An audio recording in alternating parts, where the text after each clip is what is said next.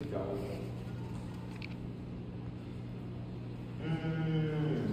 Vamos orar mais uma vez. Deus, obrigado, Pai, por esse momento. Obrigado por estamos aqui. Obrigado, Deus, por esse momento de ministração. Quero colocar uma vez mais, Senhor, nossos corações diante de Ti. Traz nossa atenção e nossos corações cativos, meu Pai, à Tua presença. Que o Senhor possa ministrar, Senhor, com a gente. Em nome de Jesus. Amém. Amém. Tá bom. A gente está no, sei lá, capítulo 7 de 1 Samuel. E, bom, pode passar aí, dona. Onde é que a gente parou nesse negócio, né? Eu acabei de ver que está com o projetor 10. Eu vou tirar o projetor. Porque na semana passada a gente viu filmes. Aí tava com umas coisinhas. E aí deu zoom pra ficar certo no filme. Funcionou direitinho. Quarta-feira então não funciona. Tava com zoom. Isso é segredo. Mas vamos lá, né? O que a gente viu há 2 semanas atrás, então? A gente falou sobre Samuel. Samuel estava chegando no fim de carreira já. Ele foi juiz a vida inteira.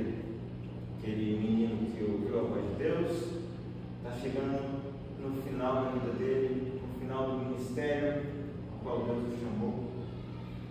E ele tenta fazer a sucessão, de certa forma, do ministério dele para os filhos dele.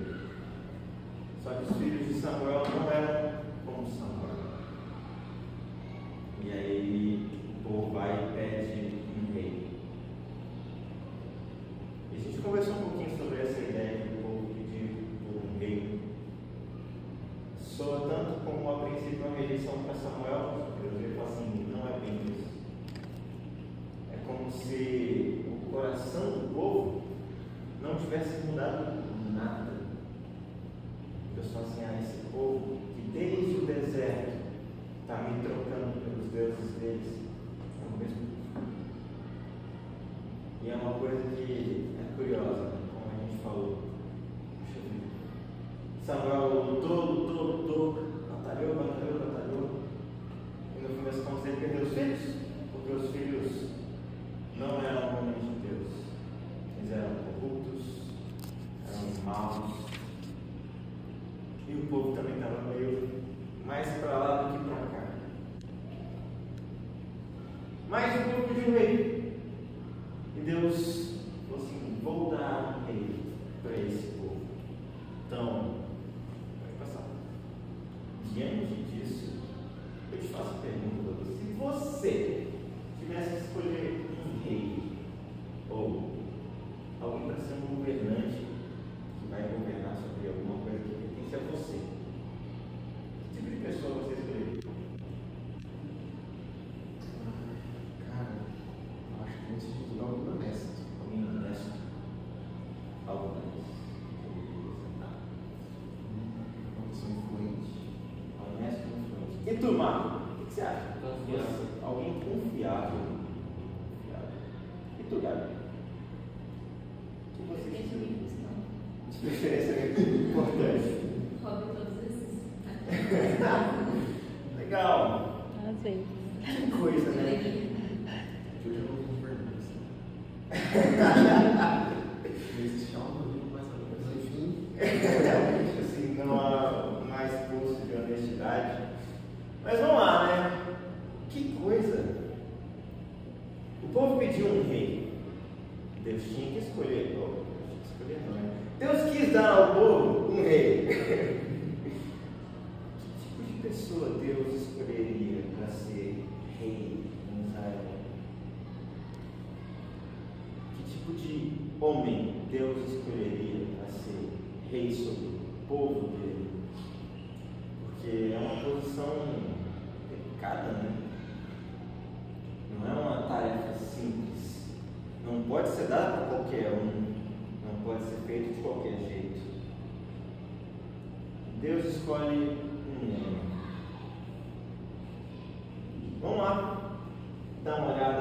nesse homem que Deus escolheu, eu não falei, né? Mas o título de hoje é Começos. Né? E a gente vai ver um pouquinho desse começo da história de Saul. E a gente começa falando sobre os inesperados começos. Ou os começos inesperados. Vamos lá para o livro 1 Samuel 9. 1 Samuel capítulo 9, versos 1 e 2. Porque aqui, em 1 Samuel 9, versos 1 e 2, a gente começa a ver a história de um rapaz, um jovem. Verso 1. E havia um homem de Benjamim, cujo nome era Quis, filho de Abiel, filho de Zerô, filho de Ecorate, filho de Afia, filho de um homem de Benjamim, homem poderoso. Este tinha um filho, cujo nome era Saul, moço, tão belo entre os filhos de Israel que não havia outro homem mais belo que ele. Desde os homens para cima sobressaía a todo o povo. Que introdução curiosa, né? É realmente curiosa. Porque, assim, pensando em descrições assim, pensa então, Moisés. Eu ia falar que Moisés era um bebê formoso, era bonito. Por isso, a mãe dele falou assim: nossa, ele é tão bonitinho. Não vou matar ele, não. E aqui a Bíblia vem falar: esse tal de Saul era muito bonito. Assim, o mais belo de todo o povo de Israel. E ele sobressaía a todo o povo dos ombros para cima. Mais à frente a gente vai ver. Dos ombros para cima, ele era o mais alto em toda a terra de Israel. Que loucura, né? Cara bonito, de boa família e rico. Pacote completo. Assim, em meio a essa estrutura familiar, a esse cenário que a princípio é muito bom, né? Assim, pô, o cara é alto, rico, bonito, de boa família, a gente vê um problema acontecendo. Algo inesperado, vai. Olha lá, verso 3. Perderam-se as jumentas de Quis, seu pai. Por isso, disse Quis a Saul, seu filho: toma agora contigo um dos moços, levanta-te e vai procurar as jumentas. Passaram, pois, pela montanha de Efraim, e dali passaram a terra de Salisa, porém não as acharam. Depois passaram a terra de Salim, porém tampouco ali estavam. Também passaram a terra de Benjamim, porém tampouco as acharam. Que coisa, né? Que coisa curiosa. A Bíblia não fala quantas jumentas foram perdidas. Sei lá, com certeza mais de uma. As jumentas do pai de Saul fugiram. Ele falou assim: o que seria isso? Na época, até hoje, no lugar mais pobre, o jumento é usado para transporte, ou para transporte de carga, ou como força de trabalho, talvez para puxar uma água, se for um carro, mas é qualquer coisa, né? É uma fonte de renda. A grande verdade é que as jumentas eram uma fonte de renda, um meio pelo qual a família de Saul de alguma forma tinha sustento, possivelmente. Porque eles eram uma família rica. Eles eram ricos e poderosos. Supõe-se que eles tinham algum tipo de trabalho. Faz sentido. E olha só, né?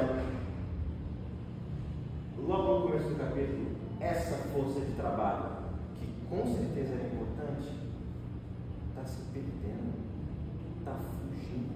A gente passa assim, eu passei aqui 1 milhão de vezes, eu falo assim, olha só que coisa, né? Não é simplesmente eles estão perdendo os bichinhos de estimação, é mais que isso. A gente vê que Deus é nosso provedor. Se Deus é nosso provedor, Ele tem meios pelos quais Ele manda a provisão dele. Geralmente, nosso trabalho.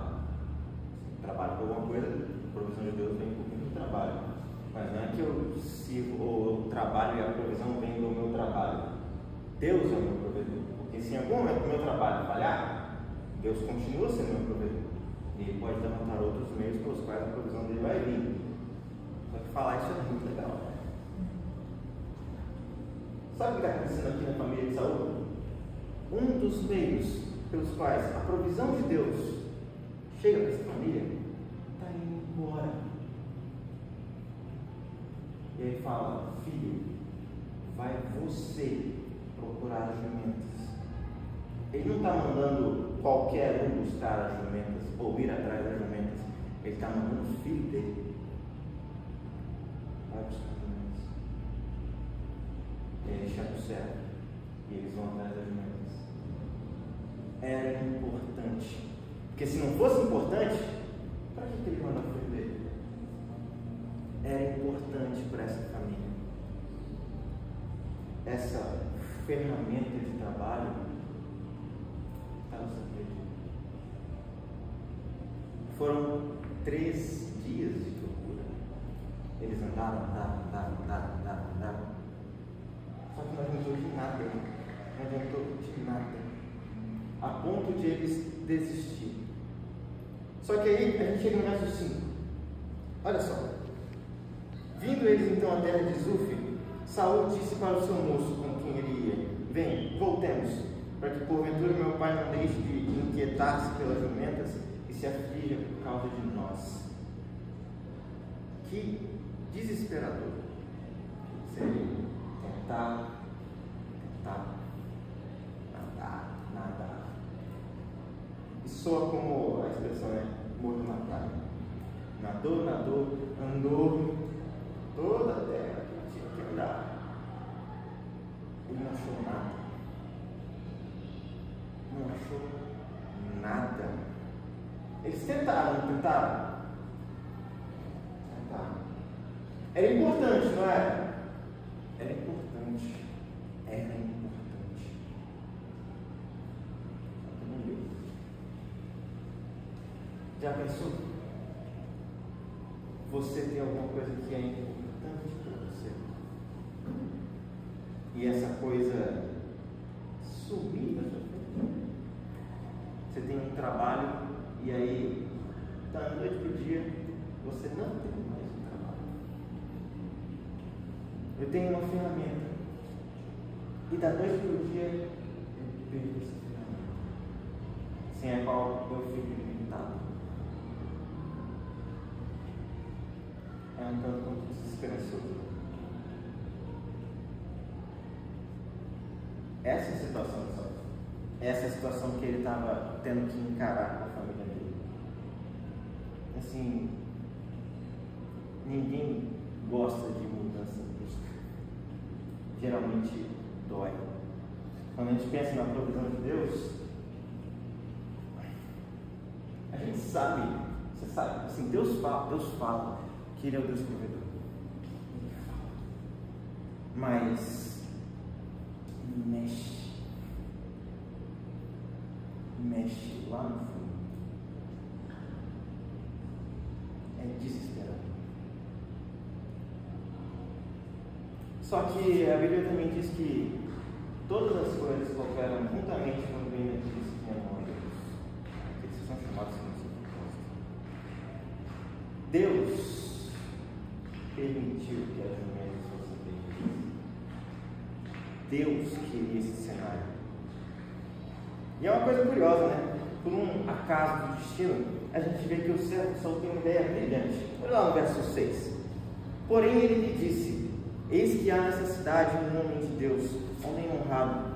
Tudo quanto diz assim sucede, infalivelmente. Vamos lá agora, para que ele nos mostre o caminho. E aí eles têm uma conversa sobre o que eles entregariam para esse homem de Deus. Assim, vamos lá. Vamos encontrar esse homem de Deus. Vamos ver se talvez ele tenha a solução para os nossos problemas. E aí, por outro acaso do destino, no verso 14, olha lá. Subiram, pois, a cidade, e vindo eles no meio da cidade, eis que Samuel lhes saiu ao encontro para subir ao alto onde seria oferecido sacrifício. Eles dão de cara com um certo Samuel.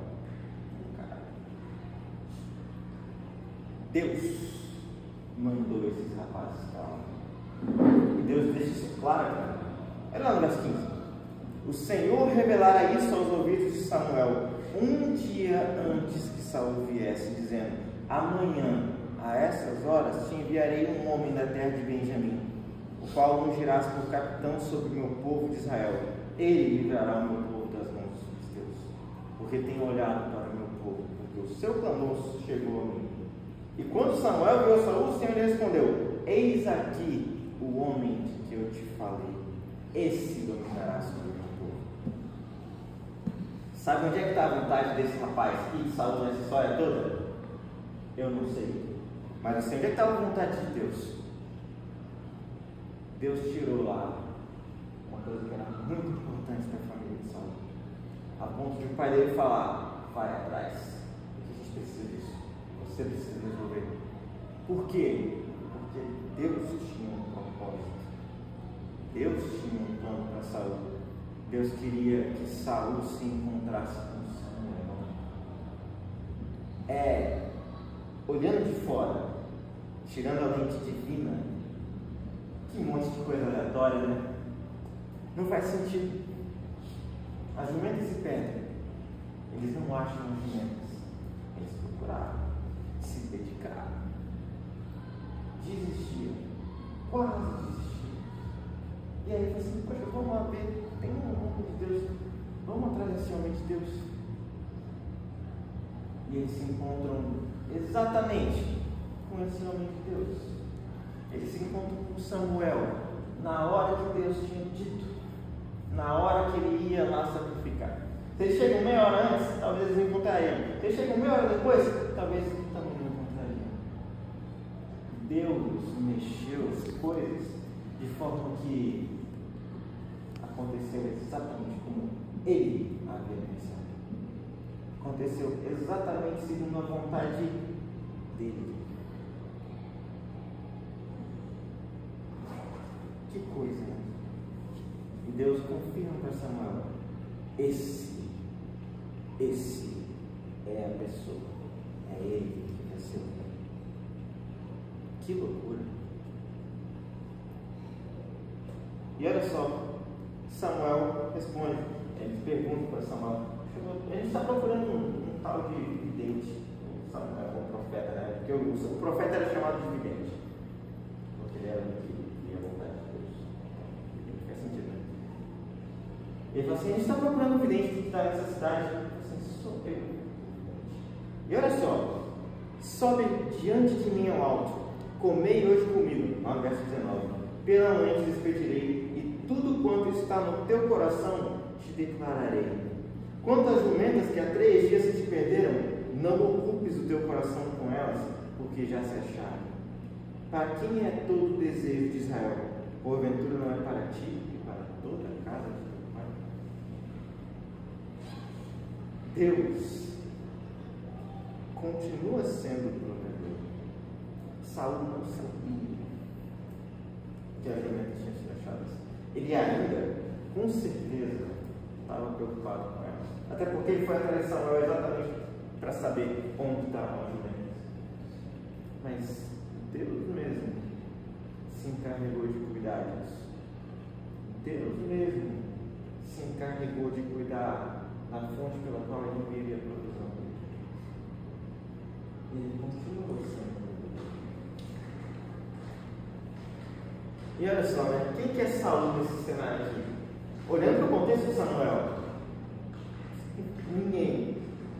Saul não é ninguém que merecia receber a atenção de Samuel. Não é.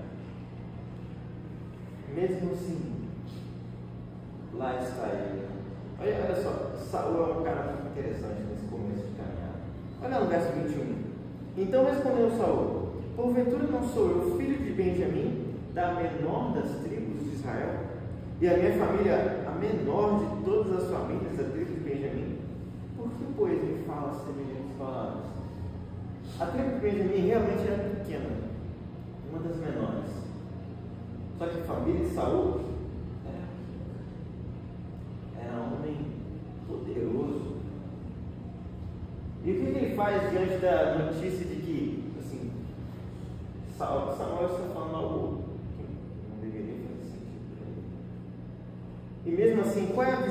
quem? Assim, poxa, minha família é a menor da cidade, é a menor pequena.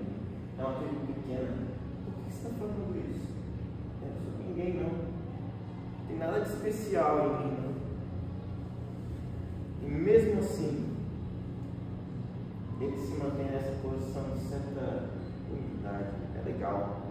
Ele é rico, ele é bonito, alto. Bem relacionado, a gente vê pouco antes que ele chega na cidade e pergunta para as moças que estavam lá tirando água com os vasos, assim, aqui que mora o vidente? Bem relacionado, cara. Chega e conversa com todo mundo sem problema nenhum. Tem meus pessoas preferidos. Mesmo assim, está aqui. Ele se mantém com uma postura humilde.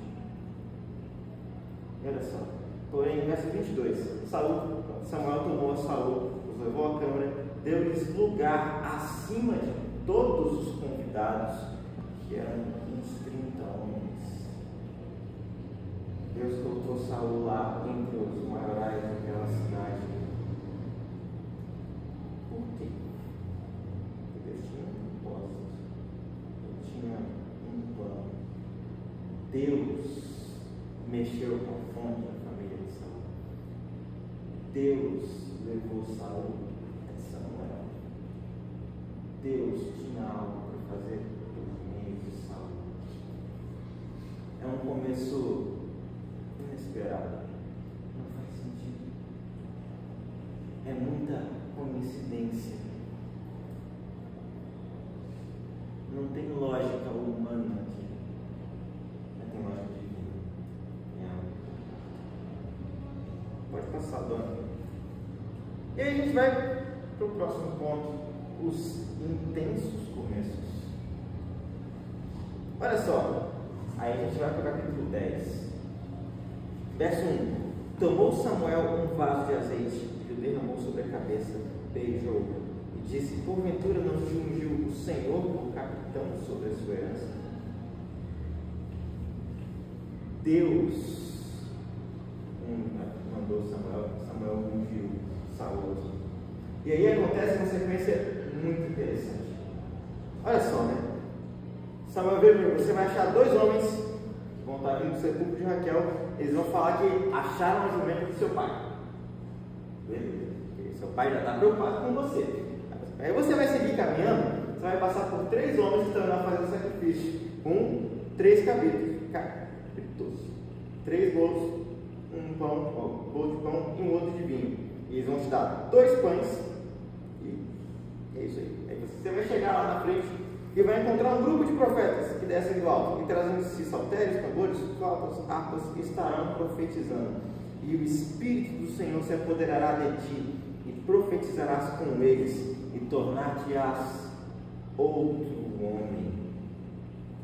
E é dizer que quando esses sinais te vierem, faze o que achar na tua mão, porque Deus é contigo. E logo depois, o que acontece? Acontece exatamente isso. Mas o que me cativa mais é lá no verso 9, olha só. Virando-lhe as costas para partir de Samuel, Deus lhe mudou o coração em outro. E todos aqueles sinais aconteceram naquele mesmo dia. Nada tinha acontecido ainda. Ele não tinha encontrado os homens no sepulcro, ele não encontrou os outros 3 que estavam indo fazer sacrifício, ele não tinha encontrado os profetas. Mas ele fala, ele virou de costas. E Deus mudou o coração de Saul. Deus deu um outro coração para Saul. Que coisa, né? Eu não consigo mudar a disposição do seu coração. Não consigo mudar a disposição do seu coração. Eu não mudo a disposição nem do meu coração. Não consigo. Eu não consigo. Ninguém consegue mudar o coração de um homem. Mas bastou uma palavra dita e uma virada de costas. E Deus mudou o coração do homem. Deus pode. E aqui Saul recebe uma porção do Espírito. É interessante, né? Assim, Saul se encontra com os profetas. O Espírito de Deus desce sobre ele. E ele profetiza. Que loucura! E é tão louco que as pessoas falam: Saul é dos profetas. Ele vira um provérbio. Olha isso aqui. Então, verso 11: Então disse o povo, cada um a seu companheiro: O que é que aconteceu com o filho de Quis? Está também Saul entre os profetas? Deus muda o coração de Saul e isso é evidente. As pessoas olham e falam assim: Meu Deus, o que aconteceu com esse homem? O que aconteceu com o filho de Saul? Sabe o que aconteceu? Deus mudou o coração dele. Deus mudou o coração de Saul. É uma caminhada, ou um começo de caminhada intenso, fervoroso. E olhar para isso aqui traz um aperto no coração. Porque a gente sabe qual é o final da história. A Bíblia conta qual é o final da história de Saul. E não é um bom final. E olhar para isso aqui, assim, poxa vida, ele termina distante de Deus, termina se jogando em cima da própria espada. Pode uma coisa dessa. Esse homem teve o coração mudado por Deus. Ele começa de forma intensa. Ele estava profetizando entre os profetas. Como pode uma coisa dessa? Assim, não são os começos intensos que garantem os bons finais. Isso é angustiante. Porque existem bons começos em todo lugar. Assim, você não precisa ir longe. O Espírito Santo não é um garoto. O pessoal estava começando a ir para a rua fazer evangelismo. E aí, esse rapaz se converteu no evangelismo.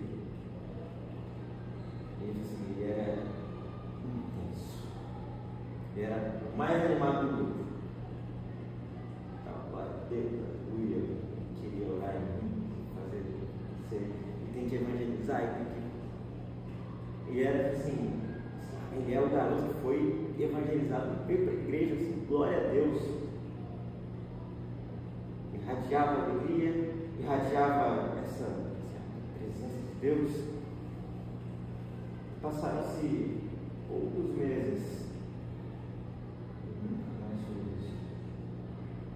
Teve um belo começo, intenso, para se perder em menos de um ano. Um ano não, menos de um ano. Acontece o tempo todo. Acontece o tempo todo. Não é o começo intenso que garante a minha e a sua caminhada. Não é só sobre o começo. Mas depois a gente volta nisso. Porque sim, esse começo é intenso. E é legal de ver. É belo. Pode passar. Além de ser inesperado, além de ser intenso, ele é humilde. Porque Deus vem e confirma Saul como rei. Está lá no verso 17. Samuel convoca o povo. E aí eles fazem sortes.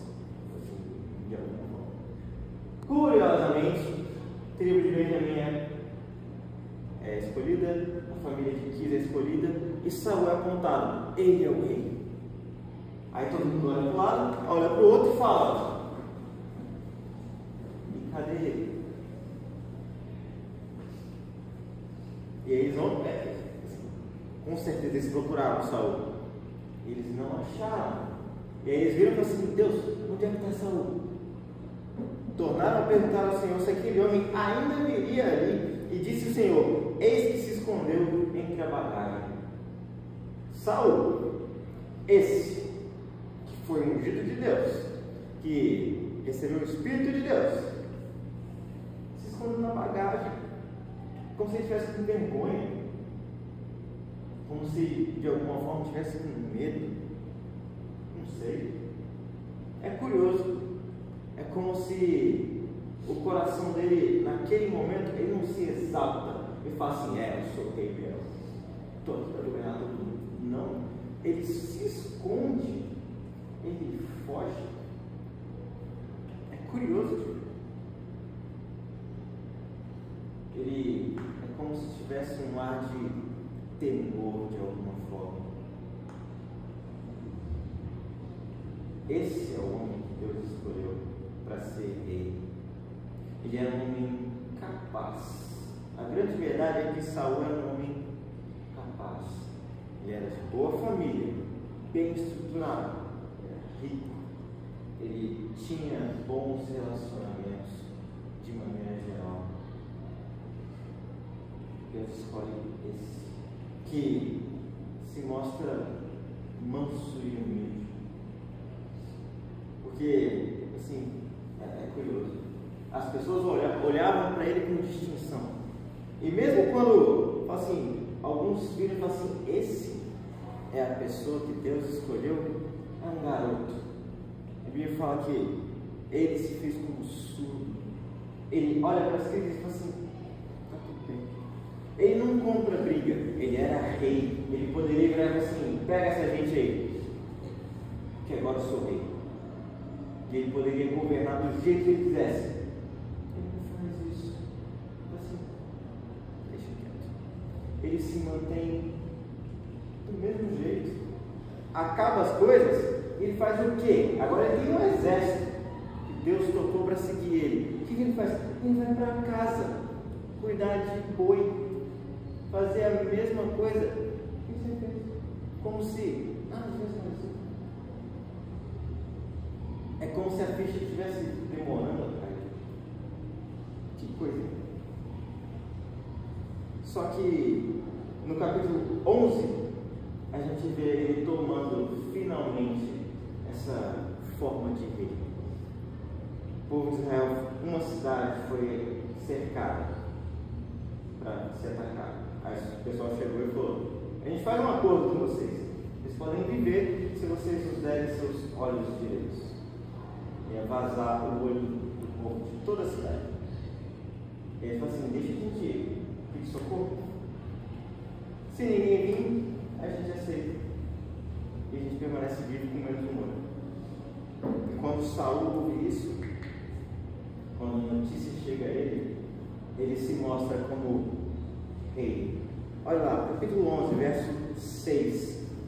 No verso 5 ele fala assim: ó, que tem o povo? E contaram-lhe as palavras dos homens de Jabes. Então o Espírito de Deus se apoderou de Saul, ouvindo essas palavras, e acendeu-se em grande maneira sua ira. E aí ele convoca o povo. Aí ele passa a agir como rei. Ele fala: vamos resolver esse negócio. E Deus dá vitória para Saul. E aqui a autoridade dele é confirmada. E o povo ele fala assim: nós temos um rei. E mesmo depois dessa grande vitória, qual é a postura de Saul? O povo vira e fala assim: quem é que falou que ele não ia ser rei? Traz aqui, vamos matar essa gente. Ele fala: não. Por que não? Verso 13: hoje não morrerá nenhum, porque hoje o Senhor tem feito um livramento em Israel. O começo de Saul é cativante, é legal de ver. Deus mexe as estruturas, traz ele, muda o coração dele, e ele se mostra humilde. Ele se mostra como um rei promissor, cativante. cativante. O povo gostava disso. É um bom começo. É uma coisa curiosa, né? Nem todos os começos são bons começos. Assim, é legal ver uma história de bom começo. Só que isso não acontece para todo mundo. E mais importante que isso, né? Mais importante do que o começo é o que vai ser feito depois. Mais importante do que o passo que foi dado lá atrás é o passo que eu vou dar agora. O passado vai me dar uma boa base, ou não. Não tem problema.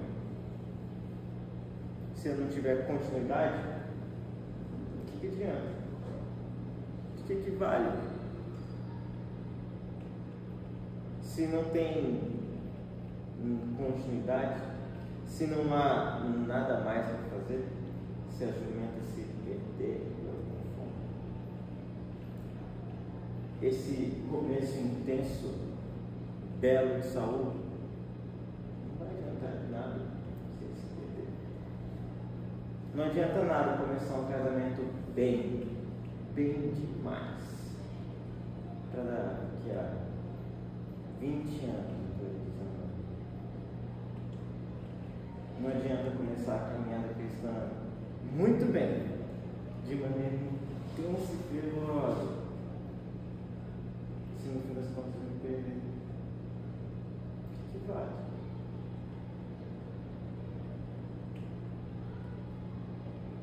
Só que Deus se mostra como Deus dos começos, né? Que faz começos humildes ou inesperados, dá começos intensos. Só que Ele também é Deus de recomeço. Ele pode mudar o coração de um homem. Ele pode mudar o caminho de um homem. Não estará de Deus. Não virar de costas.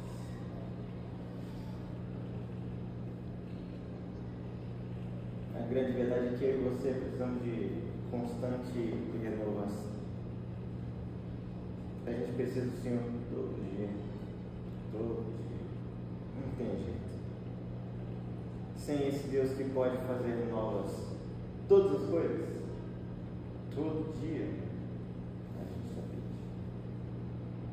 Deus é o Deus dos começos, mas Ele também é o Deus dos recomeços. Será que você precisa de um recomeço em alguma coisa? Será que você precisa de algum recomeço em alguma área? Será que você precisa de um coração novo? Porque Deus pode mudar o coração do mundo. Deus pode fazer novas todas as coisas. Ele pode dar novos caminhos de forma inesperada, de forma intensa. O que você precisa?